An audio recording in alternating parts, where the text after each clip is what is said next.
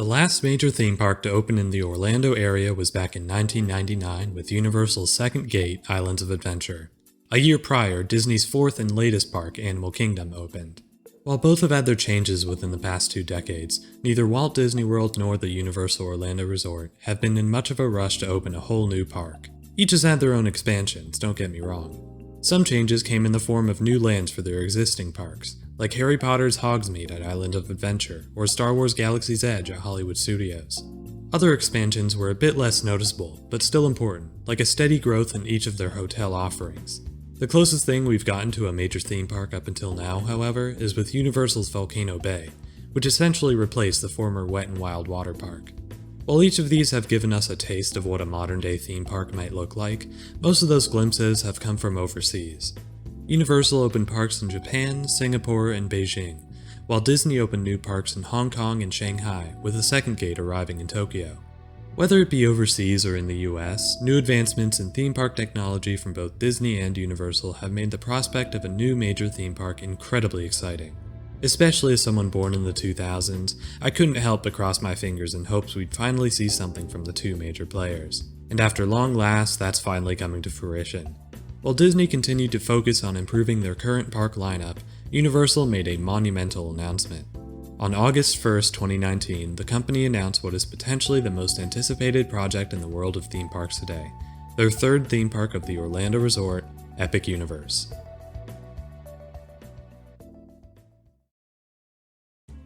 Before we get into the video proper, a few notes. First, if you'd like to skip this introduction, be sure to use the chapters I've provided in the description. While you're down there, be sure to check out all the sources used to make this video possible.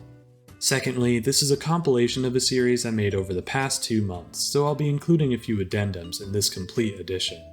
Unfortunately, as you may have noticed, my audio quality changed between now and then for some unknown reason, so apologies for the lack of consistency there. Even with that hurdle, I wanted to make this as in-depth as possible, rather than a lazy compilation of my older videos. That being said, I really appreciate any support on this analysis, so be sure to like and subscribe if you want more like this. I have plenty of other videos in the works, on Epic Universe and otherwise, so turn on notifications to catch them when they drop. Now, let's get into the analysis. This is a closer look at Universal's Epic Universe.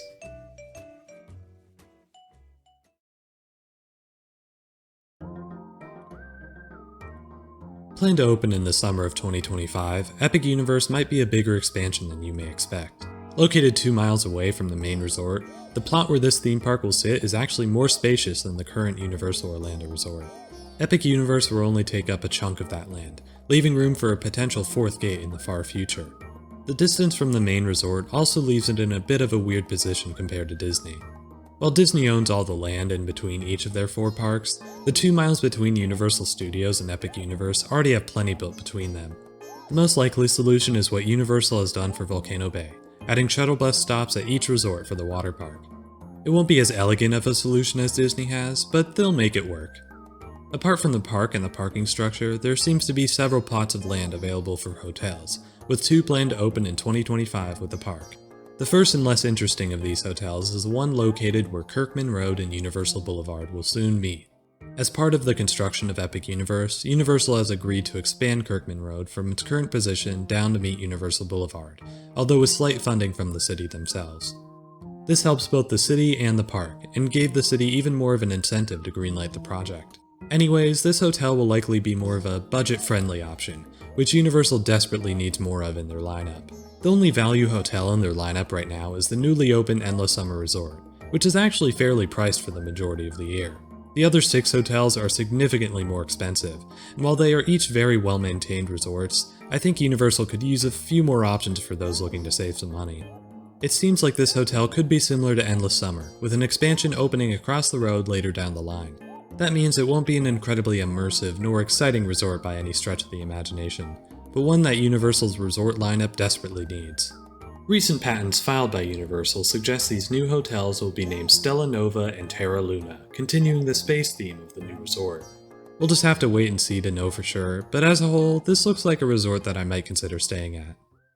The more exciting and likely more expensive of these 2 resorts will be located inside the park itself. Universal's Helios Grand Hotel, as it's rumored to be named, will be positioned right in the hub of the park, with a theme based on the Greek god of the sun which gives the resort its name. Considering the space theme of the rest of the park, taking the Epic Universe title literally, it only makes sense for the centerpiece of the hub to be themed to the sun. On-site hotels are such a cool concept to me, with one of my favorite examples being Tokyo Disney Sea's Hotel Miracosta. This resort spans the entire entrance of the park, not only serving a practical purpose, but also heavily contributing to the theming of the land. While this doesn't seem quite as well integrated, the theming of the hotel should enhance the look and feel of the hub area. With its prime location and excellent theming, this may just be Universal's most expensive hotel to date. Again, I feel as though Universal already has plenty of high-end resorts, but I can't get too upset at one as cool looking as this. Because of that, I have little to no doubt this will open with the park, as it seems essential to the cohesion of the hub. Not to mention, again, they should really capitalize on that influx of people. That leads us into the hub itself, including what might be the most exciting attraction in the entire park, the carousel. As you might expect, this should be a pretty standard flat ride, but with two unique elements that make it stand out. The less exciting of those two elements would help in the load and unload process, having each of the seats lower in unison. This is a cool development, but it's also not incredibly shocking to see an improvement made to technology that existed over a century ago. The second and more exciting thing for me is the location. This will be located right along the water, and it seems to have stained glass windows to allow for a great view looking out. This should be an incredibly beautiful carousel, but I'm very curious to see what the seat design will look like. Will it be standard horses, some weird alien creatures, spaceships, or just some abstract objects with modern designs? We'll have to wait to know for sure, but I'm curious how they'll match the aesthetic of the rest of the hub. Before we get to the real star attraction, I'd like to touch on one of the more interesting rumors when it comes to the hub of the park. The idea is that anyone, whether you have a ticket or not, would be able to enter the hub, but then you would have to show your ticket between the gates to each individual land. Now, this is one of those rumors that just floats around from time to time, so who knows if it's true or not, but I think it's an interesting concept. Technically, Universal has done this before. As long as you pay for parking, you can enter Universal City Walk with or without a ticket, but you can't enter either Universal Studios or Islands of Adventure. Where the difference lies for me is in the guest convenience. Lines already tend to form outside the entrance of the two gates into City Walk, and I can imagine that being a problem for the entrance of the 4 separate lands. Not to mention, when compared to City Walk, the hub of Epic Universe doesn't have a ton to justify that. There's a selection of restaurants and shops, sure, but nowhere near the catalog at City Walk. One way I could see this working is if the rides in the hub are free as well, allowing you to not only go on the carousel, but the most thrilling coaster that Epic Universe has to offer. That could increase crowds in this area of the park, so I still don't think it's a great idea, but I also wouldn't mind lapping that dueling coaster with no extra charge. That brings us into said coaster. Epic Universe should be getting a launch dueling roller coaster manufactured by MACK Rides. As I said before, this is likely going to be the most intense ride at the resort, featuring plenty of inversions and forces throughout. Being a roller coaster enthusiast, this is one of my most anticipated attractions by far, but I do have some small potential nitpicks. Firstly, MACK Rides roller coasters are known for having weak launches. I've personally been on Copperhead Strike at Carowinds, and while it doesn't ruin the ride by any means, it was easily the weakest part of it. Secondly is the dueling aspect, which I feel might not be there for long. Many dueling coasters tend to eventually run their tracks separately, removing the interactions between trains that makes them so fun. Even Universal's own Dueling Dragons eventually stopped dueling and became Dragon Challenge. In that case, loose articles were the main culprit, as there were many cases of objects flying out and hitting guests. Even if that issue were to be solved, I think running these tracks separately makes a lot of sense for the sake of capacity. Rather than waiting for 2 trains to load before sending them out in sync, only having to wait for 1 train to load before sending it out means more people can be moved through the ride quicker. That means lower wait times and higher guest satisfaction. I could be wrong about this, but to me, no longer having this ride duel after the first 5 years or so seems almost inevitable. However, I could easily be wrong too. Even if I'm right, both of these concerns are not a big deal whatsoever, just small nitpicks that may bother people like me. The truth is, most people won't care, especially if the layout is great. This has the potential to become one of Universal's best roller coasters, and with its sprawling layout in the back of the park, it'll definitely be up there. As I discussed in a previous video, I don't see this topping Velocicoaster for me, but it could easily add yet another elite coaster to Universal's lineup. Not to mention, this is technically 2 coasters, so re-rideability will be a huge plus with this attraction. Overall, I'm incredibly excited for this ride, especially considering how well regarded most of MACK Rides coasters are. As a whole, this hub looks pretty great. During the day, you have 2 unique rides, plenty of dining locations that I didn't touch on, and a handful of stores that I'm sure will be scattered around. What's more exciting than all that, however, is what this park may offer at night. The promotional material seems to point at a nighttime show, from the spotlights shining into the sky to the fireworks lining the back of the park. I have a lot of hopes for this nighttime spectacular, as Universal has yet to give us anything that rivals Disney's offerings.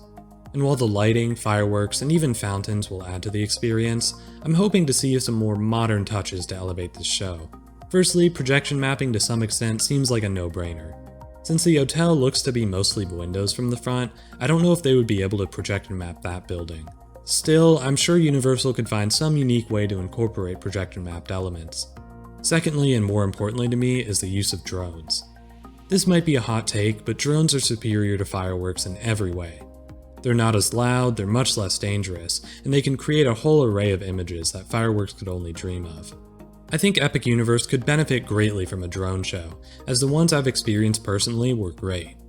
With the combination of lighting, sound, projection mapping, fireworks, fountains, and drones, this could easily become the best night show in Orlando, if not the entire United States.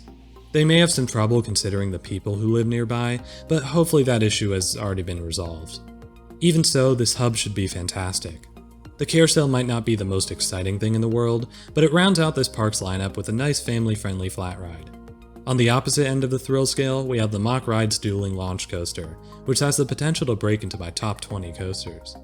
Rounding out the hub, there's plenty of food and entertainment, including the potential for an incredible nighttime show.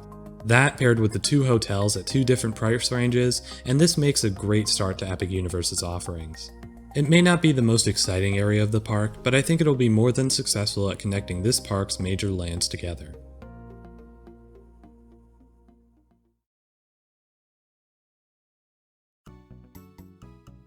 Unlike the rest of the lands coming to Universal's Epic Universe, we actually know a pretty solid amount about Super Nintendo World. That's because it's the only land that's already been built, although there's an expansion on the way. Super Nintendo World opened at Universal Studios Japan back in early 2021, and has received pretty rave reviews since that time. From the rides to the theming to even the food, it looks like this land is an extremely well-rounded experience. That experience will expand even further in 2024 when the new Donkey Kong expansion opens. As for here in America, a smaller Super Nintendo World will be opening in Universal Studios Hollywood next year, gutting the Yoshi Omnimover attraction. In 2025, however, Super Nintendo World will be making its way over to Orlando, with the brand new park Epic Universe.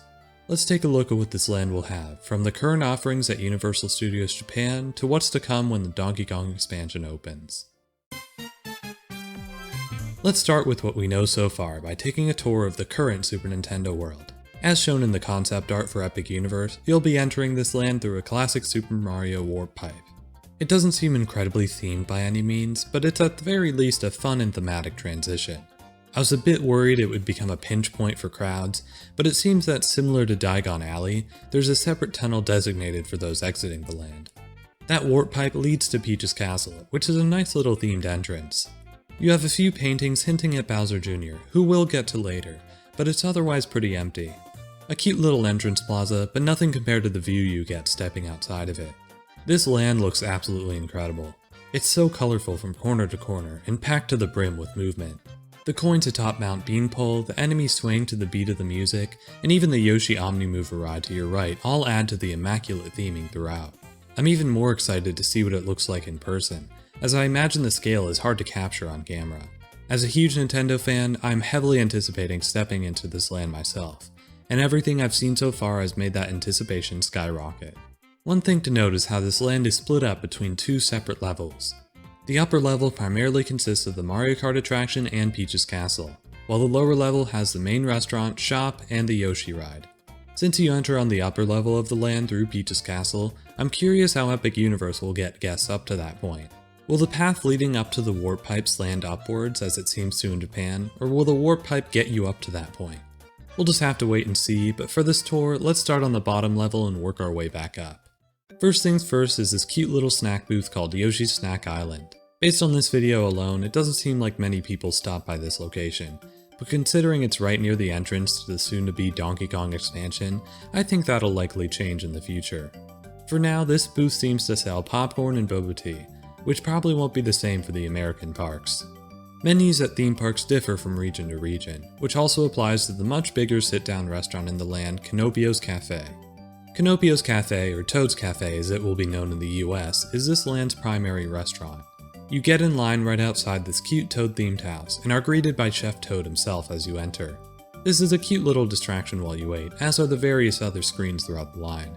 There are also screens in the dining area, showing a day at the Mushroom Kingdom, which even has a small show that goes on every few minutes where a storm starts to brew. All of this theming seems to pair well with the amazing looking food. From a Mario-themed cheeseburger to a mushroom pizza bowl, all of the food not only looks incredibly themed, but also incredibly good. It's a huge step up from what theme park food used to be known as, and it's great to see Universal go all out on this menu. Now, as I said, not all of this food will make it over to the States, but if it's anything like this, I have high hopes for what Toad's Cafe may offer. Let's step out of the cafe back onto the main shop of the land, the 1UP Factory. This store features a wide array of Nintendo-themed merchandise, with two main designs present. I have to say I surprisingly like the 2D designs more, with a cutout aesthetic that reminds me of some of Disney's newer merchandise.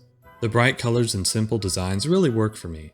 Otherwise, I like the rest of the merchandise, but I think it would be interesting if Nintendo tried something similar to their New York store. By that I mean selling games and amiibos and all sorts of other stuff. Maybe that's a bit unrealistic for a theme park, but it does make some sense in my opinion. The final thing on the bottom floor of this land is the Yoshi's Adventure attraction. This is an outdoor Omnimover ride meant to show you around the land, kinda like the People Mover at Walt Disney World's Tomorrowland. While this one is very well themed, I think the People Mover is much more successful at showing you around. This ride seems to just go around one corner of the land, and while the view is nice, I wish it was a bit longer. It's a very short ride, even if the indoor show scene is appreciated. There's also an interactive element, where you can hit a button on your restraint that matches the color of an egg you see on the ride. If you grab them all, you'll get some extra coins on your power-up band, which we'll get to a bit later. As a whole, this is a cute ride. It's well themed, gives you a nice view, and seems to have a pretty high capacity, which should help for the crowds in the area. Personally, I might go on this ride once or twice, but it pales in comparison to the other ride in this land. That other ride takes us to the upper level, into Bowser's Castle for Mario Kart Koopa's Challenge. In the United States, this will be known as Mario Kart Bowser's Challenge, but otherwise should be very similar. You'll enter through Bowser's Castle, which towers above the rest of the land. I love the huge metallic Bowser head, paired with the spikes on each of the towers. It's such an imposing building in an otherwise colorful land, and that aesthetic doesn't stop when you enter the castle. There's Bowser-themed banners throughout, and even a massive Bowser statue atop the stairs to the main queue. Speaking of, this queue is amazing. While it starts out a bit boring with some zigzagging in this garage area, it slowly gets more and more well-themed. This library has so many touches throughout, from funny gags to game references. It then leads to this factory section, where bob-ombs are being created for use on the ride itself. This is also where you grab your AR headset, which is an integral part of the ride experience. Before you hop on your cart, there's a little pre-show explaining how everything works. To quickly recap, you're on Mario's team racing against Bowser's team. You can throw shells at enemies and turn the cart when you're prompted to. You then exit the pre-show and head into the ride proper. This queue looks amazing, and while the cutbacks at the beginning are a bit disappointing, I understand it considering the small footprint of this land. It was originally designed to fit in the Kids Zone area of Universal Studios after all. All of that leads into the ride itself, and there's a lot to talk about here. I think many, including myself, had some preconceptions going into this ride based on the marketing in the Mario Kart games. The main thing being the speed of this ride, or the lack thereof. This is a pretty slow-moving dark ride, which may be disappointing for those expecting something similar to the games.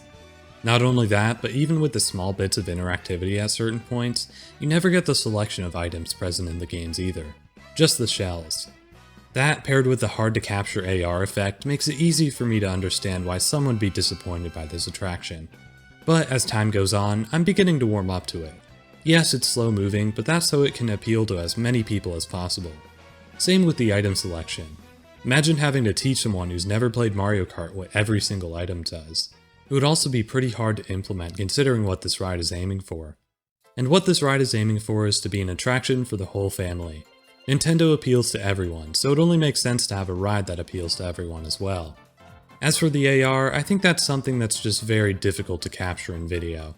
I won't know for sure until I try it, but I imagine this is a much more convincing effect in person. Even without the AR, I love the theming of this ride. There's so many cool physical set pieces, from the flurry of clouds to the incredible looking haunted mansion. You also have a Rainbow Road section at the end, taking advantage of projection mapping for a really convincing effect. As a whole, while it might not be quite what I wanted, I think this is a good ride, and will be much better in person. Luckily, Super Nintendo World should be getting a higher thrill attraction in the near future, but we'll get to that one in a little bit. Before we move on from the land as we know it today, I'd like to touch on the interactivity present throughout this land. Interactivity at theme parks seems essential to me, and I could make a whole separate video talking about the good and bad of the current implementations we've seen. And to be honest, I probably will. For now though, I think this is one of the best implementations of this concept we've seen yet. That starts when you grab the power-up band. This is an accessory not unlike the wands we've seen in the Wizarding World at Harry Potter, but at a much cheaper price. If I had to guess, they'll probably sell for around $30 or $40, which isn't cheap by any means, but it could be worse. This band unlocks a whole bunch of new opportunities around the park. Once you link it to the app, you can track how many coins you have, compete on the leaderboard, and collect stamps in a similar way to how achievements work in video games. You can also tap it on the 2 rides to earn additional points, which is a really nice touch. However, the most exciting thing for me has to be the set of 6 minigames this band unlocks in the Ultimate Key Challenge. This challenge takes place all throughout the park, with different interactive minigames featuring enemies from the Mario franchise. Some of these are screen-based, like the Bob-omb in the underground area, while others use physical theming, like the Koopa Troopa Challenge outdoors. While the screen-based ones are more involved, I do prefer the physical set pieces seen in the more basic challenges. The Piranha Plant minigame is probably my favorite, in which you work together with several other guests in order to stop the alarm clocks from waking up the sleeping giant. If you're successful in 3 of these 5 minigames, you'll unlock the 6th and final challenge, Bowser Jr.'s Shadow Showdown. This is a much more advanced and involved challenge, with a great looking queue and really fun gameplay, so I appreciate its addition to the park. Overall, I really love the interactivity the power-up band enables. While I worry about these minigames causing some crowds along the pathways, I don't really see any other downsides. This adds so much kinetic energy to a land already bursting with it, and really contributes to the idea that you're in a video game.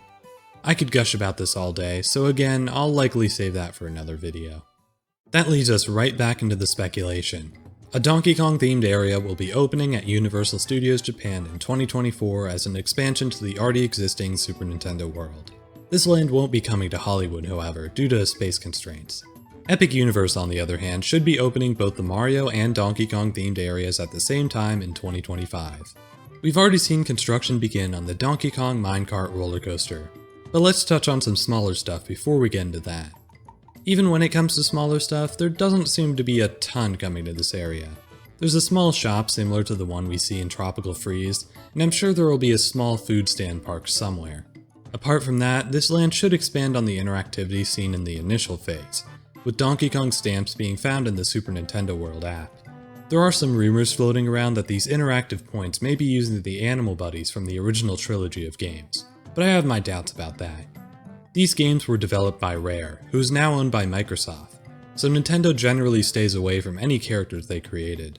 King K. Rool did make his way to Smash though, so anything is possible. The crown jewel of this land though will be the Donkey Kong themed Minecart roller coaster. Like with Mario Kart, I wouldn't expect anything too thrilling with this ride.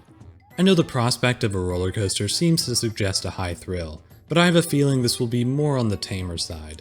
Somewhere above Woody Woodpecker's Nuthouse Coaster, but below Hagrid's Magical Creatures Motorbike Adventure, if that makes sense.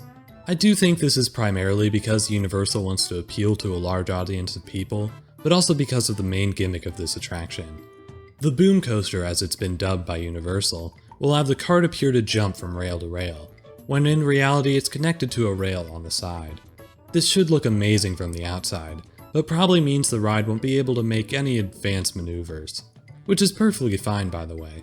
I'm just trying to put my own expectations in check, considering my love for roller coasters and the Donkey Kong video games. Apart from the ride itself, I love the exterior theming we can see around the land. Like with the Mario Kart ride, this should be a very well-themed attraction, and I'm excited to see what Universal does with it. Altogether, this ride should be fantastic, and it is easily one of my most anticipated. We'll have to wait for 2024 to see more, but I couldn't be more excited. That being said, I think Super Nintendo World is one of Universal's best creations. They've perfectly matched the aesthetic of the Super Mario franchise, with bright colors and movement throughout. The current ride offerings may be disappointing to some, but make a lot of sense considering the audience this park is aiming for. Other than that, the food and merchandise look great, with the interactivity adding even more to an already packed land. And with the Donkey Kong expansion coming soon, this land will be even more stacked. I'm so excited for this land to finally find its place in the Orlando parks, even if it's a long ways away from the Kid Zone plot that it was designed for.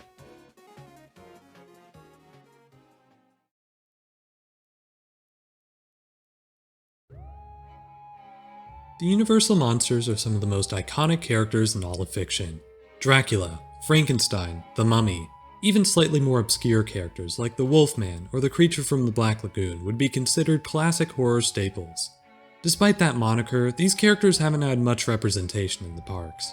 Sure, there's the outstanding Revenge of the Mummy at Universal Studios and the horror makeup show close by, but other than that, their presence has been fairly minimal, especially when you consider the recent closing of the Monsters Cafe. Still, there seems to be some effort to keep these monsters alive, or undead.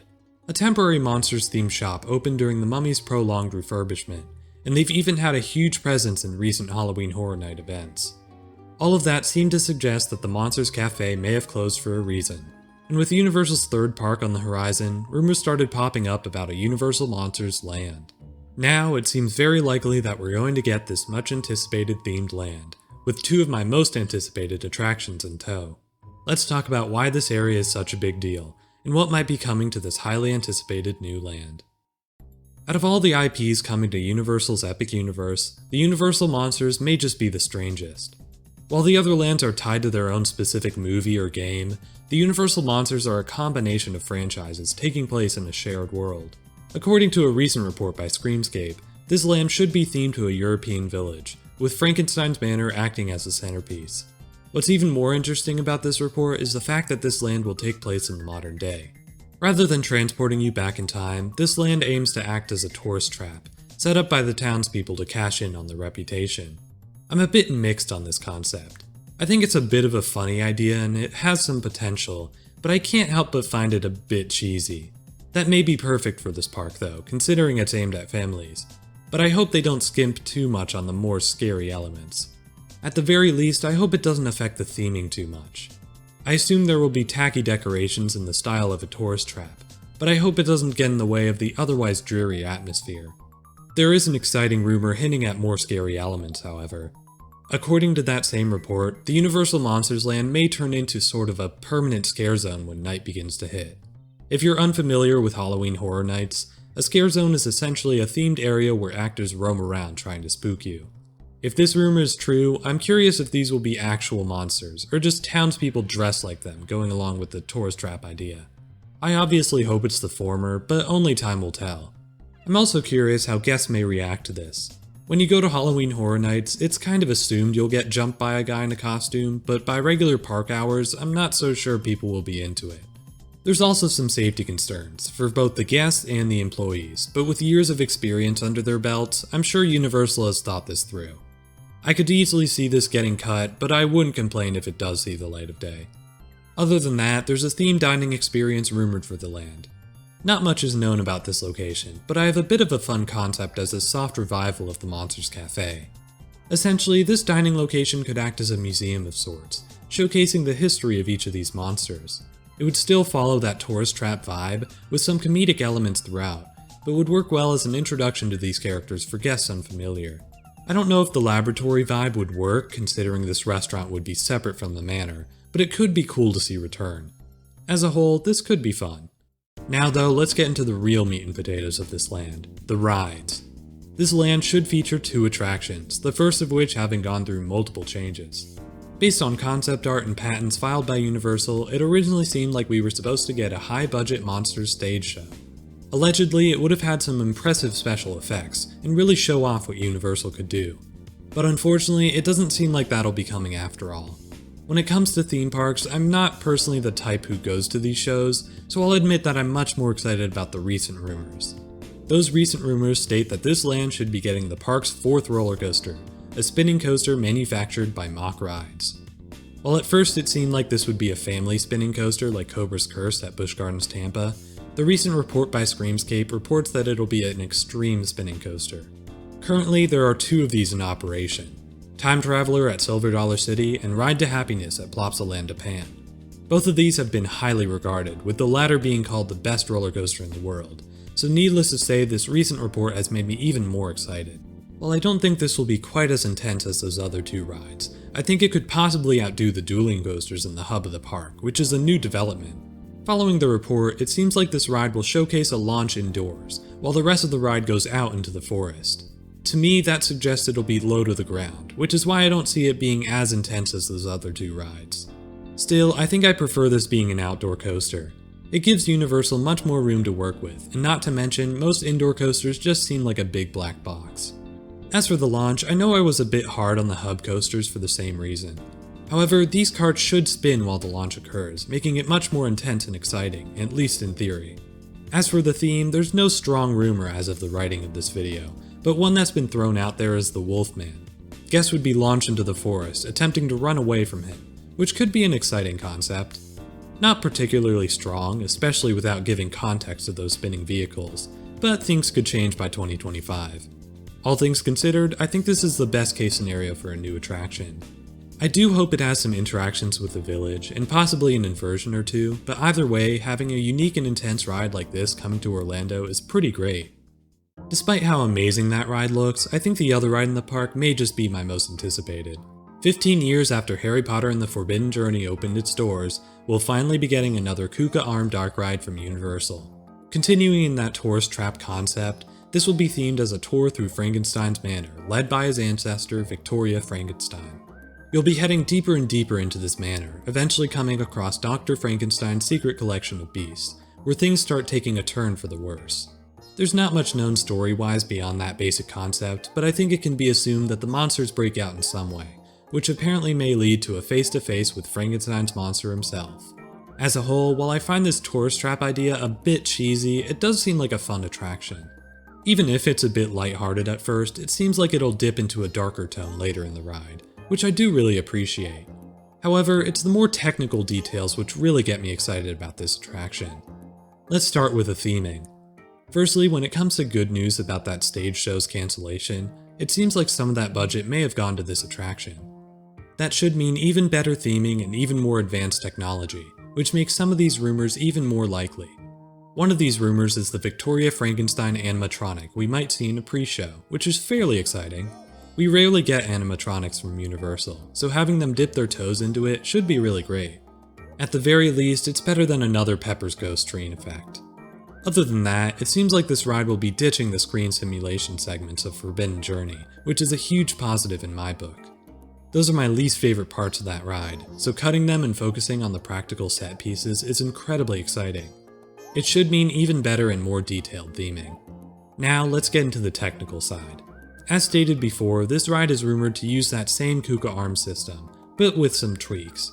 First, according to Screamscape, it seems like the seats will be on top of the arm rather than attached by the side.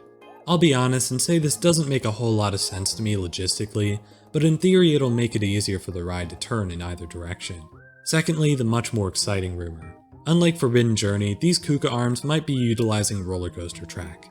This looks absolutely wild and would be insane if it comes to fruition. It seems so complicated, but does come with a set of perks. It would allow for more elevation and speed changes, along with more thrilling elements if they wanted to. It should also be exciting to see the debates people will get into on whether this is a dark ride or a roller coaster. Overall, this is a fantastic looking ride, with some real potential. If all these rumors come true, it could easily be my favorite ride at this park, along with my favorite dark ride in the entire world.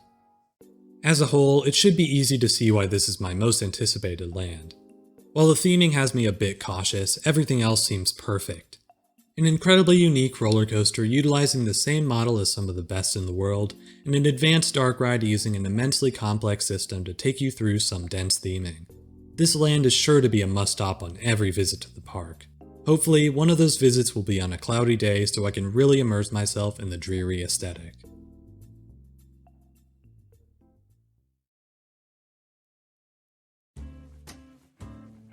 Despite the franchise's current presence at Universal Studios and Islands of Adventure, we know surprisingly little about the Harry Potter land coming to Epic Universe.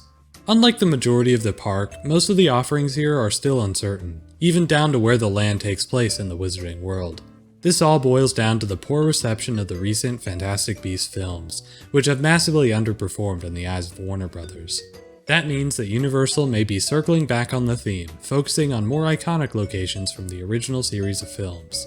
Plans have undergone several sweeping changes, although those changes aren't as apparent as the ones made in the Universal Monsters area. All that is to say that this analysis will be much more speculative than the other lands in the resort. So let's take a closer look at all the possibilities to see which ones may see the light of day. First things first, let's talk about where in the Wizarding World this land will take place. It seems fairly certain that this area will be themed to the Ministry of Magic, although it's a bit unclear which one. The French Ministry of Magic, featured in the Fantastic Beasts films, seemed to be the original plan. However, recent construction seems to suggest Universal wants to take a safer approach, instead theming it to the much more iconic British Ministry of Magic. I think this is a good call. Not only is it more recognizable, but it just looks way more interesting in my opinion. The French Ministry of Magic looks a bit boring, while the British Ministry just has a much more interesting architecture. Not to mention, Nocturne Alley, which is also contained indoors, is one of my favorite themed areas, so imagining a full Harry Potter land indoors is incredibly exciting. Despite this change to the interior section of the land, it still seems like the exterior is themed to Paris. This is a little weird, especially with no known explanation why, but it kind of makes sense. With the exterior of Diagon Alley already having a London facade, it's hard to justify doing that again. I'm not sure how they plan to explain this in the parks, but even if they don't, I wouldn't mind too much. In the end, I think this is the best of both worlds. Before moving on to the interior of this land, let's talk more about what to expect from the exterior. I doubt this will be too extravagant of a space, considering you'll still be in the world of Muggles, but I think they could hide some fun stuff. Interactive wand areas are a given, and I think putting them out here rather than the likely more crowded interior would be a smart move. It would also be something new, having magic interact with the non-magical world. You could have this idea bleed into a restaurant as well, with two apparently being planned for the outside portion. Maybe there are magical beasts hidden around the place, and guests will be able to spot them while they wait in line to order. Something like this could be a fun idea, although I do find it interesting that all the dining options are outside the Wizarding World itself. We'll have to wait and see if there's any particular reason why. Now let's get into the interesting stuff. This land will be home to several different attractions, although it's unclear how many and what exactly they'll entail. First, let's talk about the ride that's least likely to open with the park. Rumors say this would be a VR attraction, where guests get to take a ride on their very own flying broomsticks. I have some problems with this idea. Like with Universal's more traditional theater-based simulators, virtual reality is something that people can feasibly experience in their own homes. Adding a moving seat to that just won't be enough for most guests. As a supporting attraction, I guess I can see it, but I still don't think it's the greatest fit for this park. Even worse though would be if they move this project to Universal Studios. Recent plans suggest this may be the case, with it acting as an expansion to Diagon Alley, taking the Fear Factor plot of land. This park is already filled to the brim with screen-based simulators, and the last thing they need is another one. In fact, if I had to pick, I'd prefer this ride go in Epic Universe instead. Regardless, it seems that where this ride will go, if anywhere at all, is still uncertain. If it does come to Epic Universe, it won't be my most anticipated attraction by any means, but I don't think it'll be a bad ride either. Not quite what I'd like to see Universal doing right now, but with all the amazing rides using practical effects in this park, I won't mind too much. Next up, let's quickly touch on the rumored stage show we'll be getting next door. I'll be honest and say I don't know nearly enough about Harry Potter to predict what this might entail. Regardless, with the money that Universal typically pours into their Harry Potter attractions, I know this show should be outstanding, especially when looking at their newer shows like the Bourne Stuntacular. It's not exactly my thing, but I'll check it out at least once. Hopefully it'll make up for the cancelled Universal Monster Show, or at least use some of their budget. Last but not least, let's get into the main attraction of this land, which will be, well, we have no idea. There are a number of rumors on what this dark ride will involve, and none are set in stone, so I'll be looking at the three most prominent and interesting rumors here. Let's start out with the least likely of the three. One of the earliest rumors about this attraction was for it to be a trackless dark ride. As of today, Disney is most well known for making these, with Rise of the Resistance being considered by some to be the best dark ride ever created. Trackless technology allows for limitless movement possibilities, and really opens the door for a next-level attraction. However, it seems very likely this concept has been scrapped, with it falling to the backside in the rumor mill. The reasoning seems to be that something went awry with Skull Island Reign of Kong at Islands of Adventure, which caused Universal to scrap any future trackless concepts. For example, Secret Life of Pets Off the Leash at Universal Studios Hollywood was also meant to be trackless, but eventually got canned for a more standard setup. I'm hoping that was just due to budget cuts, because otherwise I don't understand what could have happened on Kong to make them not want to try again. Hagrid's went through an immense amount of issues when it opened, yet Universal is still working with Intamin on another multi-launch roller coaster for Epic Universe. There might be something I don't know, or it may just be incredibly high expenses, but even still, it doesn't look like this will be the final product. I'd love for it to happen for a multitude of reasons, but it just doesn't seem like what Universal is going for. Next up is one of the most prominent rumors about this ride. Universal has been exploring a Wizarding World elevator attraction for quite some time now. There's been plenty of patents released about this concept, further solidifying their interest in it. Not to mention, it would differentiate itself from the other Harry Potter rides fairly easily. Despite that, I'm a little wary about how good this ride will be. Based on the current concept and construction, this attraction would only be about 2 stories tall.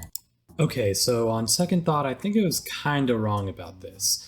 I was going based on how the construction looked like there were 2 metal bars kinda, but once you look at the size of the people, it's much more likely this building is probably about like 4-ish stories tall, maybe 5. Even so, I think my point still stands that it's not that significant of a drop, especially when you consider like Tower of Terror has that entire top where that's all the mechanics, and we can expect something similar to this. You can even see in the patent, all the mechanics are up there. That might take at least a story, or even 2. So in the end, it's still like a 3-4 story drop. I'm not sure that's enough, but it might be, who knows. Without a significant drop, I'm not sure what the point is. The current patents show that the scenes behind the doors can switch out between each stop, but I don't think that alone will be enough to justify this ride. If the ride vehicle moved back and forth as well as up and down like Orlando's Tower of Terror, it could be more enticing. For now, I think I'll have to be sold on this idea. With how great all the Harry Potter attractions have been so far though, I don't think that should be too difficult. Finally, the most recent rumor. The previous 2 concepts involve a fair bit of innovation, but this ride relies on a tried and true system. Universal has already reused the ride system from The Amazing Adventures of Spider-Man, most prominently in Transformers The Ride 3D. However, the more interesting and more recent case of reusing this ride system would be with Jurassic World Adventure at Universal Studios Beijing. This ride is able to interact with animatronics in a really unique way, which I think could be amazing to see in a Harry Potter attraction. Even innovations from Transformers could help, with the ride being able to traverse 2 separate floors with an elevator lift system. It wouldn't be quite as exciting as a trackless dark ride, but it certainly seems more likely, and much more safe. If this ride mixes practical effects and screens in the same way Jurassic World Adventure does, it could be the best dark ride in the park, or at the very least up there. I'd much prefer this over the elevator concept, even if it is more unique.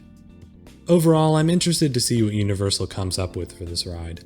Maybe it could utilize one of the concepts I talked about, or maybe it'll be something completely different. Considering the amazing work done on the previous Harry Potter rides, I have no doubt whatever they do will be fantastic. Still crossing my fingers for a trackless dark ride. As for the land itself, even in its confused state, I'm still looking forward to it. It may not be my most anticipated land, but Harry Potter is always a franchise that Universal looks to innovate with. Diagon Alley may just be my favorite themed land ever, so if this follows suit, I should at the very least love walking around there. Still, the lineup of attractions makes me hopeful, even if I wish we knew a bit more about them.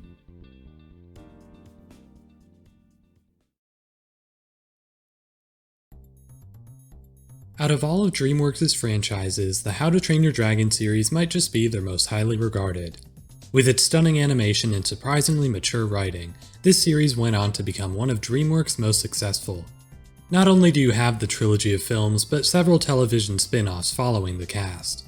So it's no wonder why Universal is finally bringing this highly praised property into their parks. With the longevity of this series and the immense world-building opportunities, this land has the potential to really impress when it opens. So let's take a closer look at all that it may offer, with what might be the most unique lineup of rides out of any land in Epic Universe. As seen in all How to Train Your Dragon media, this land is planned to be themed to the island of Berk. Based on the films, this island seems to be incredibly rocky, with a large pointed mountain acting as the centerpiece. We'll get back to that mountain in a second, but I'd like to quickly say how cool this area could look. I imagine a lot of jagged rocks, along with beautiful grassy plains throughout. I'm hoping it has a bit more height variety than the other lands we've seen Universal create, to mirror the landscape of the island as shown in the films. The architecture also looks very unique, which should give some personality to all the shops and food stands. Speaking of food, let's head back to the Great Hall to talk about the primary sit-down restaurant in the land. The outside facade should be that big pointed hill as seen in the films, with a door cut into it leading to the restaurant. I'm excited for this restaurant for a multitude of reasons, but one of the main ones is the atmosphere. The Great Hall has a dimly lit castle-like interior, which just looks so awesome. That paired with the Viking-sized meals should make this stand out from the other restaurants in the park. I'd expect to see a menu similar to Thunder Falls Terrace, with meat on the bone and vegetables as sides. It may not be the most unique menu, but I could see it being a favorite for many. One final note, but the films feature this huge central table we see in the construction for the park. I'm wondering if this could be used for more family-style seating, although it's probably more of a decorational thing. It does seem to take up a bit of space though, so who knows. Now let's get into the attractions, of which there are many. First up, the one we know the most about being a How to Train Your Dragon themed stage show. This is expected to be very similar to the recently opened Untrainable at Universal Studios Beijing, although it may be a bit larger in scale. I'd also expect the theater to be built more towards the How to Train Your Dragon aesthetic, but we'll have to wait and see for that. As for the current state of the show, I think it's very impressive. The dragon puppets are extremely well done, and I love the music and stunts that really bring this world to life. I'm excited to see this show in person, and I'll be sure to stop by on my future visits. Other than that, there are a few smaller attractions as well. A pair of Gerstlauer Skyflies should be placed near the center of the land, which I think is a great addition. This park doesn't seem to be getting a lot of flat rides, if any at all, so this is a welcome change. Although I don't usually go on these types of rides, I've heard a lot of great things about them. The main perk is that the guest has the freedom to pick their own thrill level, having the ability to flip around as much or as little as they want. That makes it perfect for guests of all ages, which is what Universal is hoping to achieve with this park. Pairing that aspect with the land's roller coaster wrapping around it, and I think this is a fantastic fit for the park. Right nearby, the land will also be getting its own play area for smaller kids. Think of this as the park's version of Camp Jurassic at Islands of Adventure, or Kids Zone at Universal Studios. The goal is for this to be a place for smaller guests to enjoy before being able to ride some of the other attractions in the resort. This obviously doesn't appeal to me whatsoever, but I think it's a good call. As I said, this is a park aimed at families, and widening that appeal to even younger children is a smart idea. Universal is making an effort to make all their guests happy, and I think that this is an important part of that. As long as it's well themed, I think this is a good addition. Let's start getting into the more advanced rides at the park. The first of these two rides will be a small boat ride, although it may not be exactly what you expect. This won't be a slow-moving dark ride like Pirates of the Caribbean at Disney's Magic Kingdom. Instead, this will be a mock splash battle, with a focus on getting other people soaked. These seem to be most popular overseas, with one of the most prominent ones being Battle Galleons at Alton Towers. I still expect this to have some theming, but I don't expect anything too crazy. In the end, this will be a more simple ride focused on getting you wet, which I think this park actually needs more of. Water rides are essential, especially in Florida, which is why I think Islands of Adventure has the most well-rounded lineup of attractions in the state. Still, this doesn't quite scratch that itch, but I'm hoping a more major water ride becomes a focus for Universal in the near future. As a small supporting addition, I think this is a nice little ride, although I do wish it were a bit more involved than it currently seems. Finally, that leads us to the main attraction of this land. The Island of Berk will feature a new multi-launch roller coaster manufactured by Intamin. If you didn't know, this is the same company that made Hagrid's Magical Creatures Motorbike Adventure, along with Jurassic World Velocicoaster shortly after. Both of those rides are outstanding, so it stands to reason that this one will be too. There's certainly a lot going for it. Although it'll be a family-oriented attraction, Hagrid's proves that a family thrill coaster can still be a fantastic ride experience. The launches paired with the visuals as you navigate through the island should be incredible. You'll be hopping over and under paths, even coming close to the water on occasion. Not only that, but I'd expect this ride to feature several animatronics, like we saw with Hagrid's at Island of Adventure. Of course, these will likely be dragons, and I'm excited to see what Universal can do based on how amazing the Velociraptors looked in the queue for Velocicoaster. All of those things leave me incredibly excited to see how this ride will turn out. Despite that, I don't see it being quite as good as Intamin's previous creations. Obviously, Velocicoaster is a different story, as it's going for a completely different thrill level. However, with Hagrid's aiming to please the same family audience, this ride doesn't seem to match quite the same ambition as that one. This will be much more of a traditional roller coaster, which is perfectly fine, but a little disappointing considering everything that Hagrid's did. Quick spoilers ahead for Hagrid's, but not only do you have the backward segment and the drop track, but you also add a unique seating arrangement and an interactive element with the button on board. There's so much that went into Hagrid's to make it the ride it is, so having this be somewhat of a downgrade is a bit disappointing. Regardless, I understand it. Harry Potter is one of Universal's biggest properties, and they have a bit of a reputation for going all out when it comes to those rides. Not to mention, a price tag of about $50 million is a lot easier to swallow than the $300 million it took to build Hagrid's. In the end, How to Train Your Dragon is a smaller property, and it doesn't quite warrant everything that went into Hagrid's. Even so, there's still plenty we don't know about this ride. Although the layout seems to be set in stone, there could be some surprises that we don't know about yet. Onboard audio was featured on Hagrid's, and seems like it would be a good idea for this ride as well. It could also feature some unique seating arrangement, like Tron's motorcycle style setup. In the end, we'll just have to wait and see, but even if it turns out to be a regular old launch coaster, it will still be fantastic. Universal's theming is top tier, and the interactions this ride will have with the landscape really look amazing. This might not be my most anticipated ride in the park, nor my most anticipated roller coaster, but I could still see it becoming a favorite. Even if it doesn't quite match the quality of Hagrid's, everything Intamin makes is amazing. Overall, this land looks really fun. It's certainly a bit less advanced when it comes to attractions, but that doesn't make them any less exciting. A solid flat ride, a play place for kids, one of the park's only water rides, and a thrilling multi-launch roller coaster. Each adds their own unique thing to this park's lineup, with more supporting attractions to help out the big hitters. Pair that lineup with a theming and dining experience, and this looks to be one of Epic Universe's most solid lands. It may not have any massive attractions, but it gives this park a boost in areas it really needed.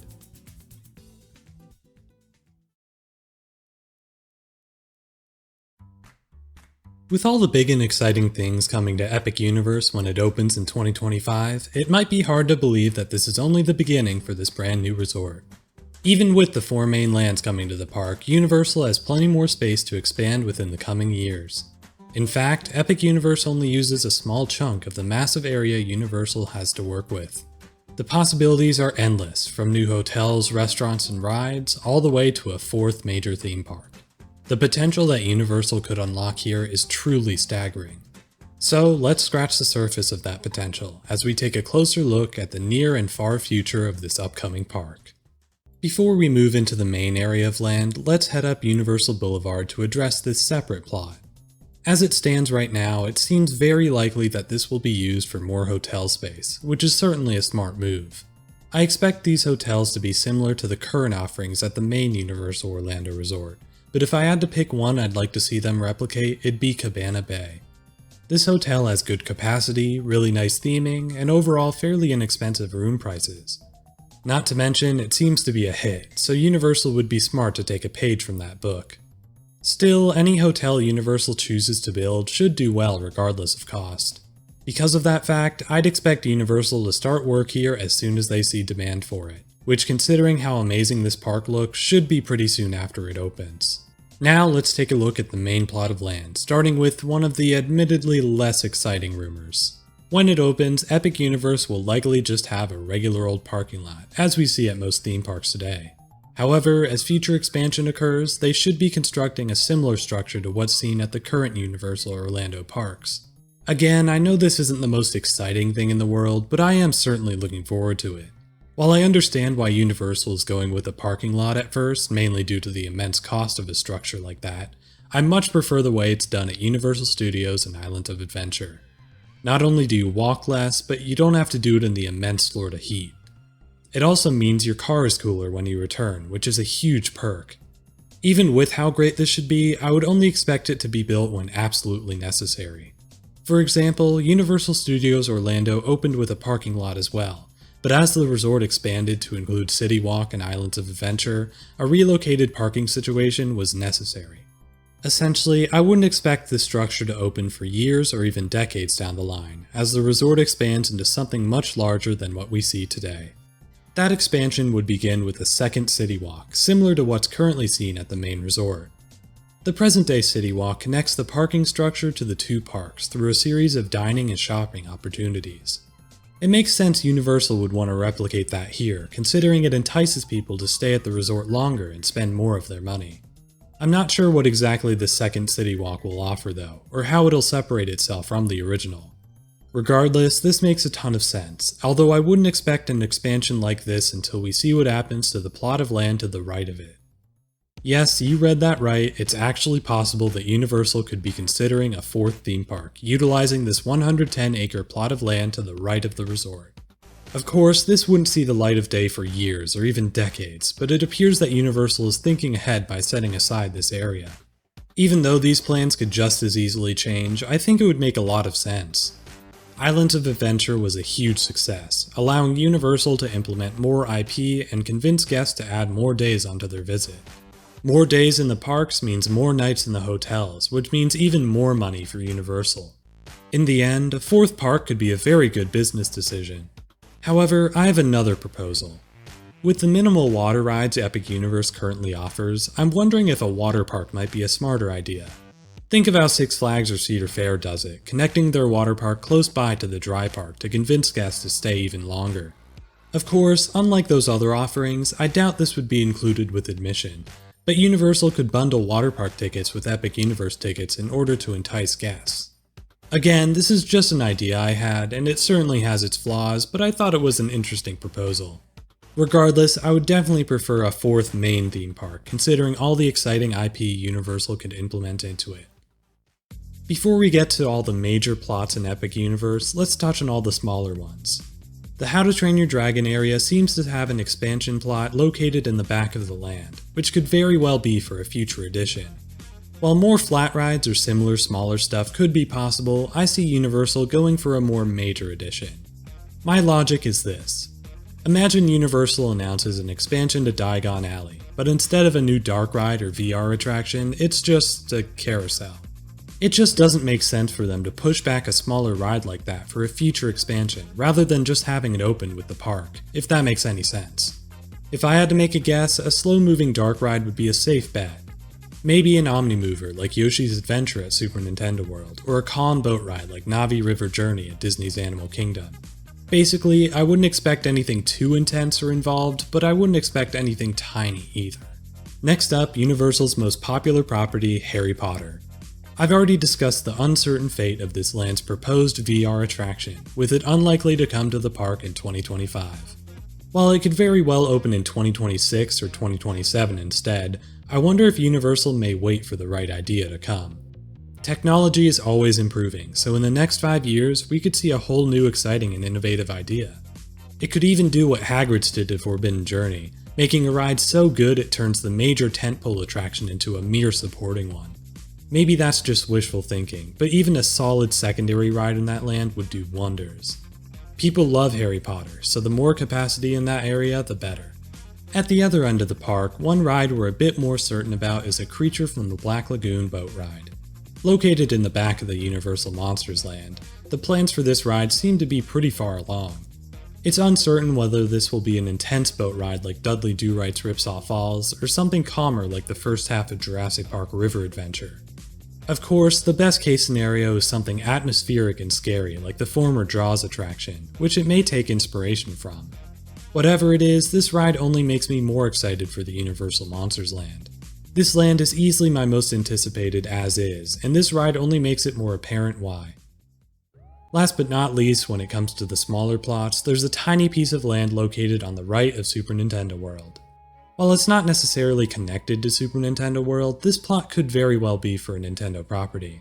I wouldn't expect a huge franchise like Pokemon or Zelda, but a smaller IP that's Mario adjacent would make sense here. One idea I really like is a Luigi's Mansion Dark Ride.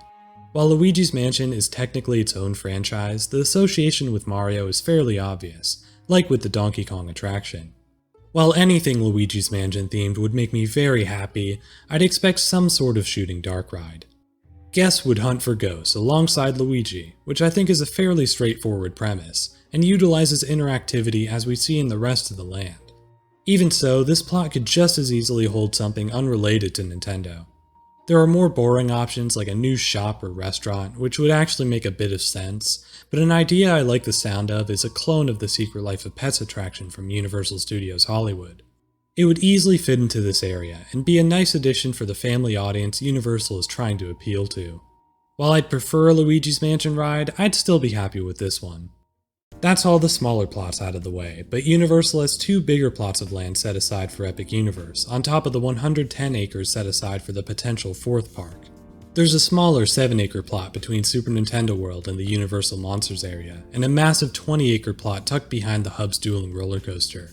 Rather than speculating what each plot could hold, let's take a look at the 3 biggest rumors for lands as it currently stands today. 2 of these IPs come from their partnership with Nintendo, starting off with the single most popular property in the world. Pokémon is an absolute no-brainer. While not exactly owned by Nintendo, it appears Universal has the theme park rights for this franchise as well. It makes a ton of sense to make a Pokémon-themed land. As previously mentioned, this is the world's most popular franchise, and Universal has so much lore to work with from the games to the anime. Not to mention, the merchandising opportunities are immense. Of course, there's the basic stuff like buttons, shirts, and plushies, but Universal could also push a new interactive element for their parks. A Pokeball system that allows you to catch Pokemon throughout the land seems ingenious, and would make Universal a massive amount of money. In theory, this land would be perfect, but it's just hard for me to picture at Epic Universe. Not too hard to picture though, don't get me wrong. If Universal jumps the gun and includes this franchise as soon as they can, I wouldn't be shocked. However, having 2 video game IPs in the same park which both have a very cartoony and colorful aesthetic seems a bit repetitive. The current lands at Epic Universe each have separate art styles and tones, while Pokemon and Mario overlap a bit in those categories. For that reason, I'm hoping Universal finds a place for this IP in their other 2 parks, or even pushes it to the 4th one. I wouldn't be upset if it comes to Epic Universe, not at all in fact, but I'll admit I don't see it as the best option. If the money is there and there's no better place for it, they'll definitely make a Pokemon land here, but I think there's more fitting IP to have in this park that differentiate themselves from the rest. One of those properties is The Legend of Zelda. It does sort of have that same problem as Pokemon, being a second Nintendo IP in the same park, but I think it makes a lot more sense tonally. Zelda is certainly a more mature franchise, and nowhere near as colorful as Mario or Pokemon, depending on the game of course. There's also plenty of lore to work with, originating all the way back from 1986. If it comes down to one more Nintendo IP at Epic Universe, I'd prefer Zelda, but there's no doubt in my mind they'd go with Pokemon instead. Pokemon just has that wide appeal, and all those merchandising opportunities I discussed before. I'd still love to see Zelda come to the parks in some form, but I honestly wouldn't be surprised if that form is simply a replacement for the Sinbad Theater in the Lost Continent. A full Land and Islands of Adventure would be preferred, but with Poseidon's Fury being refurbished so recently, it doesn't seem very likely. Overall, I think Nintendo will have a huge presence in Universal's parks shortly after Super Nintendo Land opens in 2025. The IP that makes me most excited though is Lord of the Rings. In my opinion, this is the franchise most deserving of a theme park land. Middle-earth is such a vast world with so many possibilities, from the films to the original books. Universal has shown their interest in this franchise before, with plans being rumored for several years at this point. Now, with a huge 20-acre plot available in their brand new park, I think it's only a matter of time before we see this massive new land. I'm a bit concerned about the rights to this franchise as it seems to have gotten a bit complicated as of late, but I'm sure it's a hurdle that Universal is willing to jump. As for the rides themselves, there's been a prominent rumor about a raft ride down a river, which could be pretty fun. Otherwise, I'd expect a large dark ride as the tentpole for this land, although admittedly I have no big ideas for it. Whatever Universal comes up with though should be incredible. In the end, if this land actually came to be, it would quickly become my favorite. Imagining the incredible theming Universal could do to bring this world to life makes me incredibly excited. Overall, I hope to see this land come to Epic Universe, and I think it makes a lot of sense. It's fairly different than anything else in the park, and targets an audience that doesn't often overlap with the other franchises represented. As a whole, this would be a smart move, and a welcome addition to what may already be the world's best theme park. With that, all the rumors have been covered, without going too far into speculative territory. As you can see, the future of this park may be even more exciting than its opening years. From small yet important stuff like additional hotels and a second city walk, to massive new projects like an entire fourth theme park, the future of Epic Universe looks incredibly bright. Even if all this is years away, Universal has so much potential to innovate in the theme park industry. Here's hoping they take full advantage of that potential, working hard on the next big thing for their Orlando resort.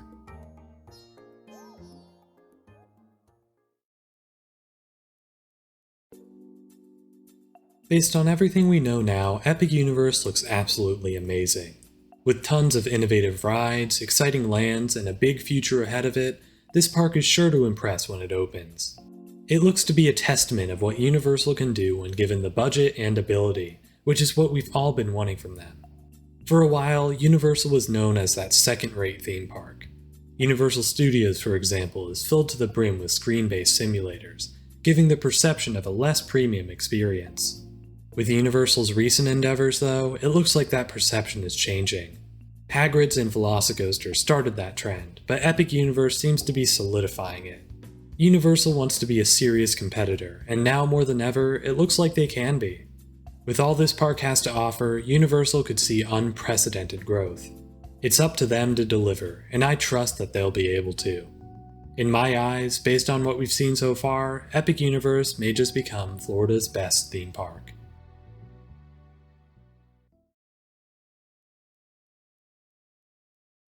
And that's it. After 2 months of work, my most ambitious video to date is complete. If you enjoyed it, please be sure to like and subscribe, as it really helps the channel. I'm so thankful for all the support I've gotten so far. It's really amazing to see how much people enjoy content like this. As I said in the intro, I'm working on plenty more videos for the near future, and even some longer ones for the far future.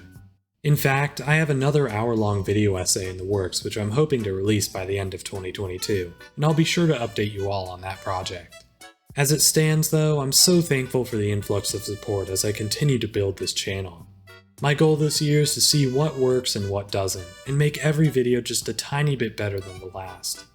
Hopefully, you'll stick with me as the future of this channel takes shape. Like with Epic Universe though, I think it's looking bright. Thank you so much for everything once again, and I'll see you all in the next video.